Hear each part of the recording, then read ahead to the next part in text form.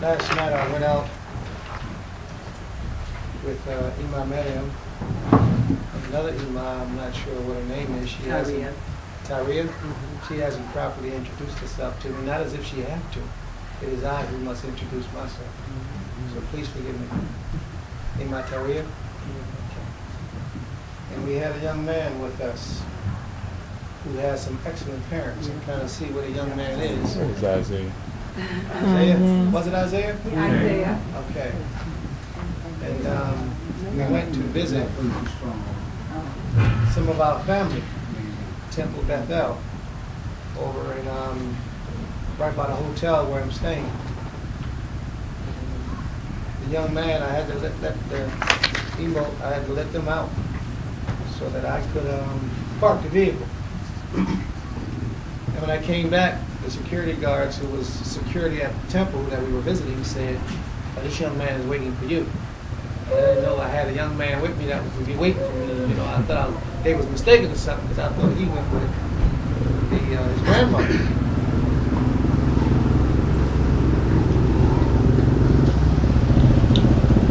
So when I came in, the young man walked me back to my seat. And I say this because you can tell the type of upbringing that young men had when I finished this little dissertation that I'm about to record about the young man. He walks me back to my seat, steps back and let him sit. Gets in the middle, and I was looking for the young ladies that I escorted there because I'm always trying to be, security is primary goal. Right now, in these times, you have to know. Now, we're around our family, but I need to know where the family is that I came with because I need to know what's going on. So I'm standing up and I'm looking for them. And I turn and look at this young man, he's standing there. And me not paying attention, he was waiting for me to sit down. Because this is the respect that his family has taught him to have for an elder when an elder is in his midst. He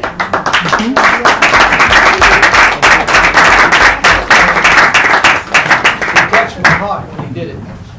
He touched my heart, so I had to make notice and mention it to his family that whatever the job is that y'all doing, you did an excellent job teaching that young man and raising that young man. And whatever I needed, he's there. You know, if I went to get my bag, he want to reach before I go and grab it and stuff like that. Our young men today is ready to cuss out the elders. They're ready to shoot, they're ready to stab them, spit on them, and you can't tell them nothing. But that's when your child has the mind of the streets or the mind of the world, the mind that the Europeans will love for all of us to have. And it's our job, our struggle, our battle to realize that we are in a war. A lot of us don't realize that. The war is right here, right now. It started a long time ago, but it has just grown to a capacity now where any moment they're going to put in a national call. And they're going to call out those 400, 600 pastors, I believe it is, when they declare the national state of emergency.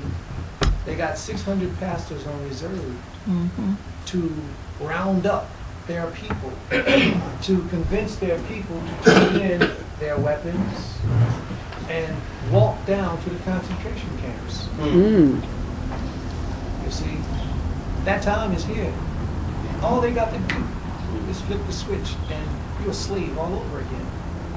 Many of us don't realize that because we think we got something that we call freedom, and we don't. This is an illusion. Your whole life has been nothing but an illusion. But it's up for you to realize it, break that cycle and come up out of it.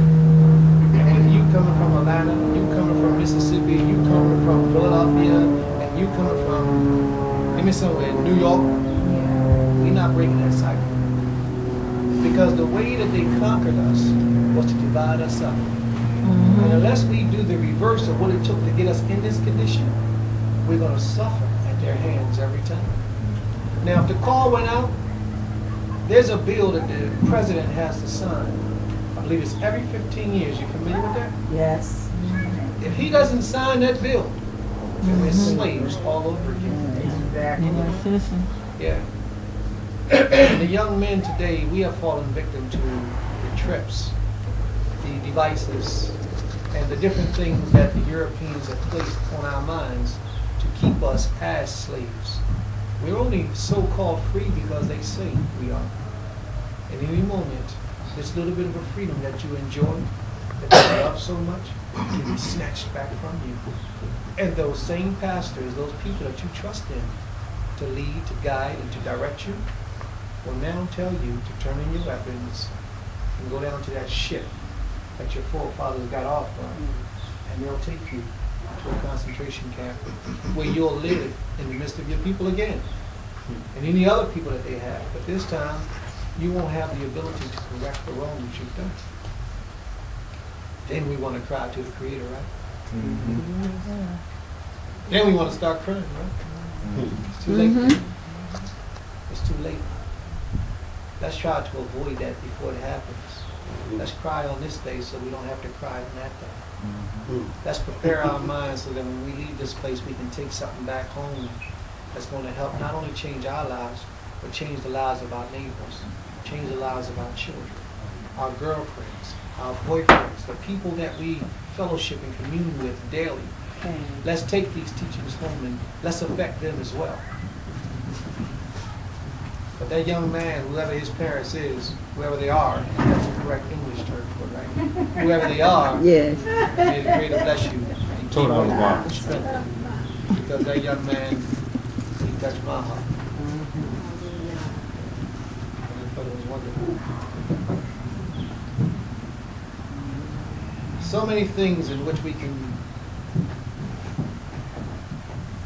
speak about. So many places where we can go. But what I would like to do first is pick up where I left off. That is, I'm going to read this little saying, I'm going to repeat this little saying, and then we're going to do a little bit of traveling in the book. Not much, but a little bit. I recite a little bit about what my understanding that the Creator has allowed me to receive. And then we'll continue to talk about the mass, and I mean mass manipulation in our minds that we have received as a people, and how we can do something to change that, to reverse this curse, and to really seek the forgiveness of the Creator as we set out to do on this day. Hallelujah. Hallelujah. But how will this day change or affect your life? Will you amend your ways and your doings after this day, doing all things with the Creator in mind? Or will the memory of this day find its way in the recesses of your mind like every other event that has not shaped your life for the betterment and has not inspired you to be the best in life that you are able to become? The answer lies in your willingness to obey the Creator. The answer lies within you. Each and every one of you, as an individual, has to make a conscious decision. When the adversary releases his tricks against you, and you realize that it is a trick to turn you away from being obedient to the Creator, then the time comes that you must say no. That you must do the opposite of whatever it is the adversary is trying to get you to do. Whether it's to speak bad about your brother or sister, whether it's to hate your sister in your heart, or to hate your brother in your heart. Whatever it may be, when you realize in your conscious mind that that time has come, you have to do what you know is the best thing to do. There's your struggle. And we all have those struggles. Ultimately, what is it that we're trying to achieve in this life of struggles that we have? What is it that we are determined to have to come out when all this is over? Here's the question. Something I want you to reflect upon. This is a very, very serious question, and I don't mean to embarrass anybody. When your life has ended, when you're laying in that coffin, that pine box, I pray, and you're standing beside your body, and you're looking at yourself, what is the legacy that you have left behind? What have you done with your life that has affected the lives of others?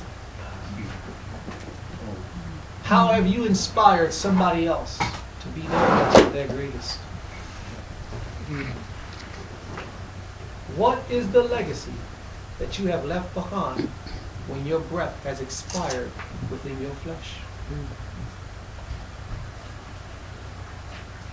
Whatever that legacy is that you desire for it to be, you have to begin to work on it now. Now.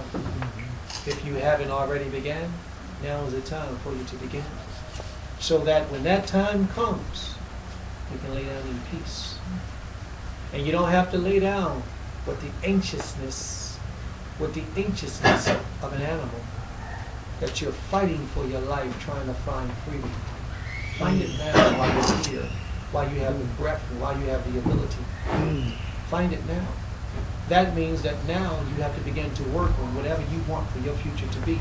Work on it now. Stop putting it off to tomorrow, saying, if I had a little bit more, if I had somebody else. You can all do it on your own accord.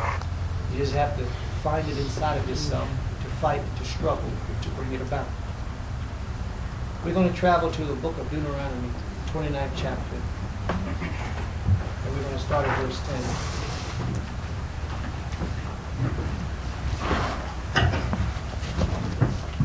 You know, oftentimes we read Deuteronomy 28 and we stop right there. There's very few times that we read the chapter 29.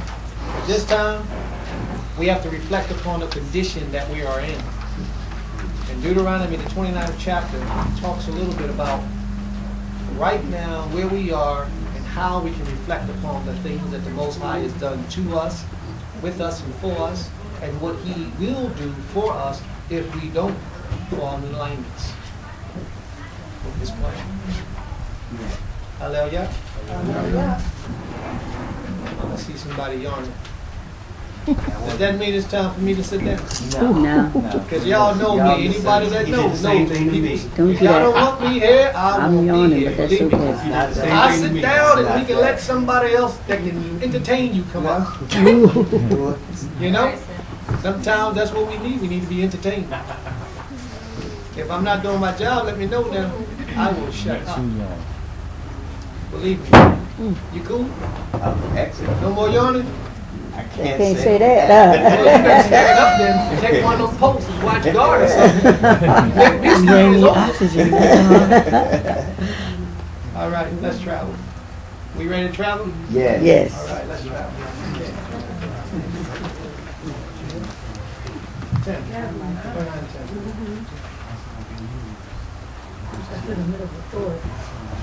You stay. Hallelujah. Hallelujah. You are standing this day, all of you, before your power. Is that right so far? Yes. We're standing on this day right before the Most High, the Great King. Is that right? Yes. Let's read on, please. Your heads, your tribes, your elders, and your officers, even all the men of Israel, your little ones, your wives, and the strangers, and the stranger that is in the midst of thy camp, from the hewer of the wood until the drawer of thy water, that thou shouldest enter into the covenant of Jehovah thy God. One more. I think he did. He said something very powerful. That's right. He said something.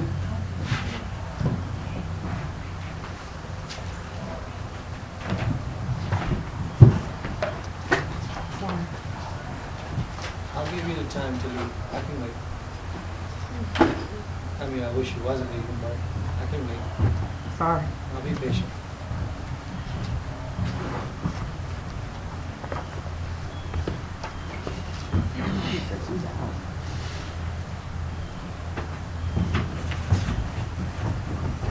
See that? I put her to sleep.